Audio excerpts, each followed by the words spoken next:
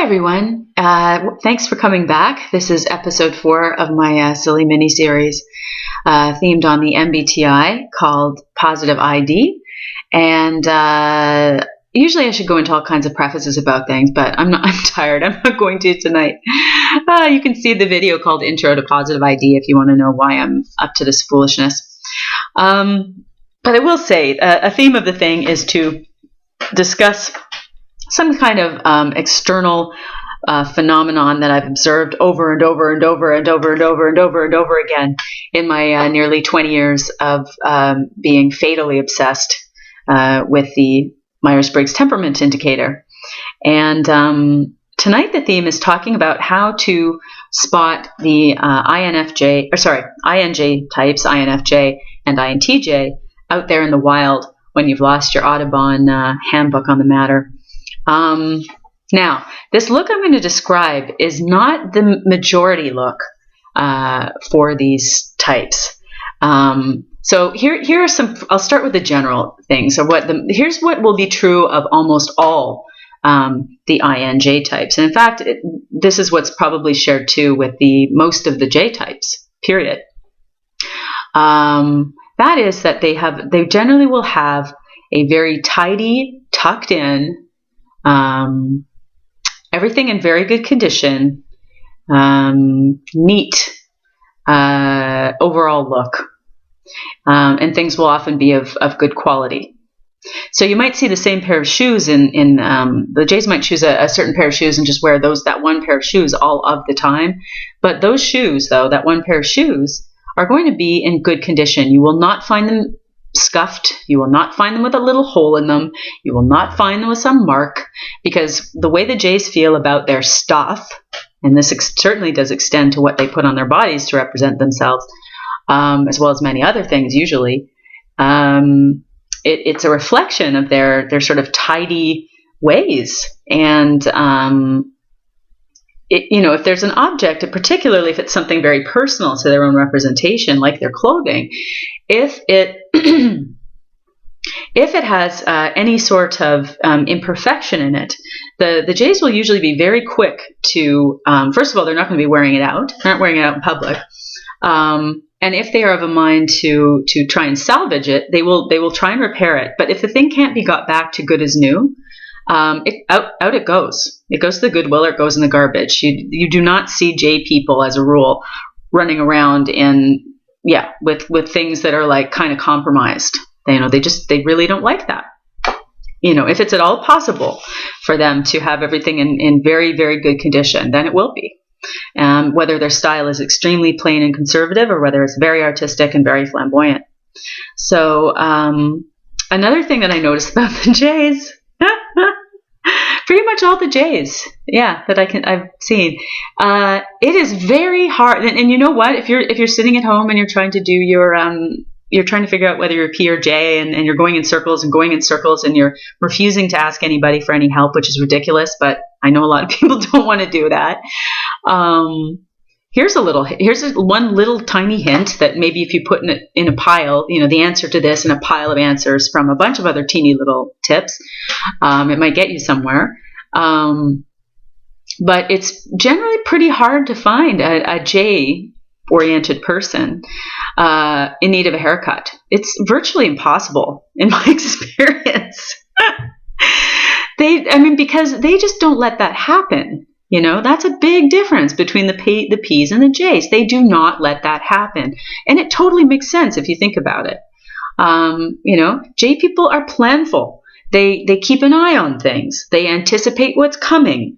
They like things to be working properly. And not that we all like things to be working properly, but the difference is they're going to make sure that it does. They're going to make sure.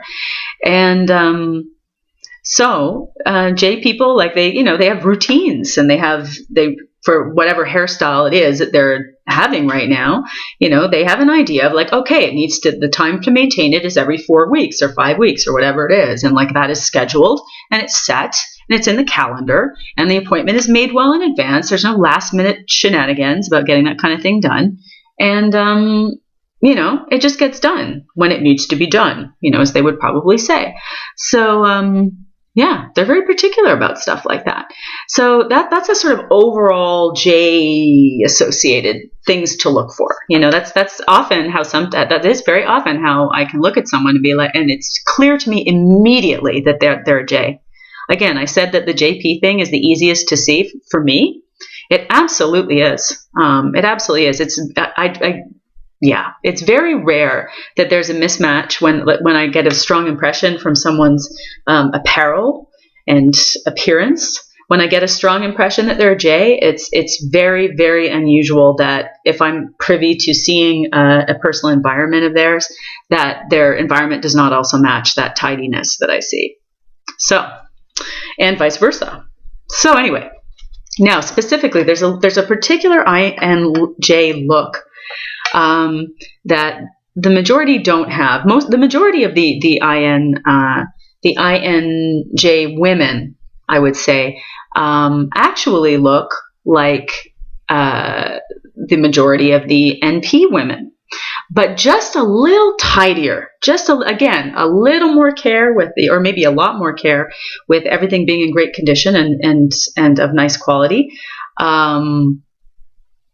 And just a little tidier, the hair is just a little more in place, and like the things aren't rumply, they iron their clothes, they tuck their shirts in, they, stuff like that. So anyway, and what do NPs look like? Well, it's for another discussion. Now, I'm going to talk about the INJ look that is minoritarian amongst these two types, but it's so distinct. It's so distinct that I can see it at 3 miles, no problem. I mean, I literally can. I can see it where I can't even see what color, I have no idea what color the person's eyes are, but I'm like, oh, there they are. There's an INTJ, there's an INFJ.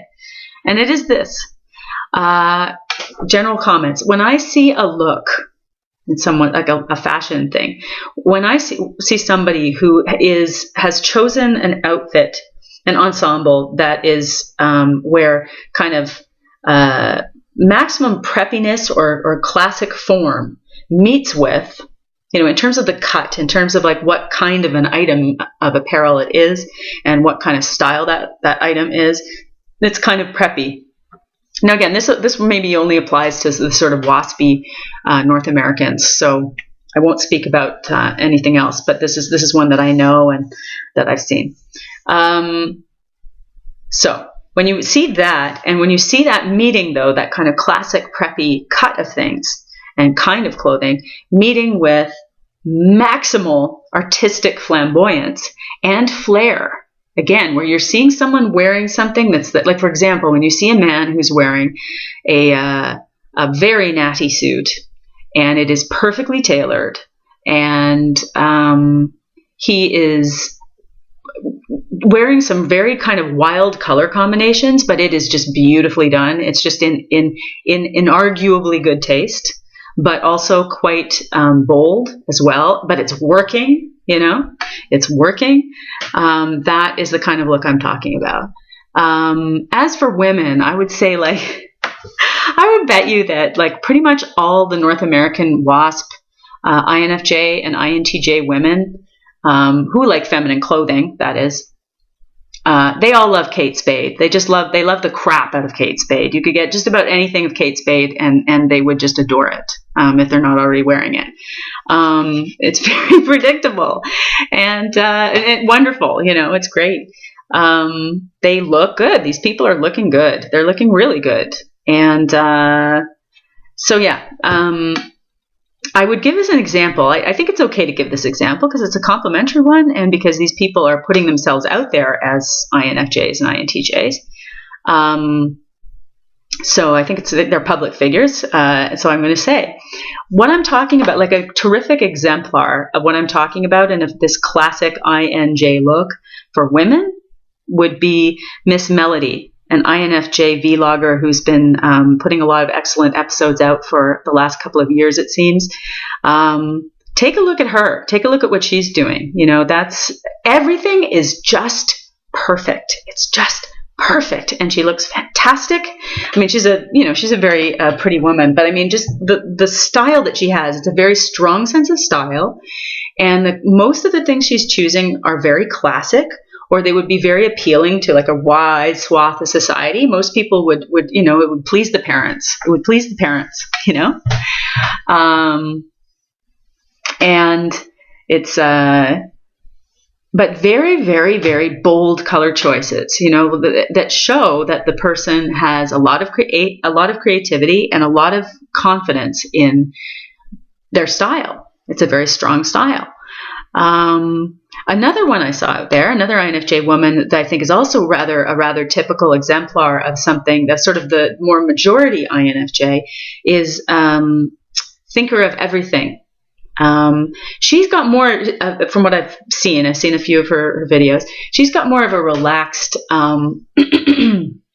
more of a kind of relaxed kind of choice of clothing that a lot of NP women would be very comfortable wearing and would feel good in. But take a closer look, though. Take a closer look. Like, look at her eyebrows. Look at, like, it's a bit bohemian what she's wearing. It's a lot of clothes that a lot of countercultural people would wear and feel comfortable in. But take a closer look. It's like, it's not as like, perfectionistic in cutting a figure, a very sharply defined figure. But there's some care, there's some extra care that's gone into some of the presentation, a lot more care than most NP women would put into it. I'm speaking as one who really appreciates style and really is scanning, with my extroverted dominant intuition, I'm just scanning the environment constantly. So I really enjoy it when people dress well. And I have a lot of fun putting my outfits together.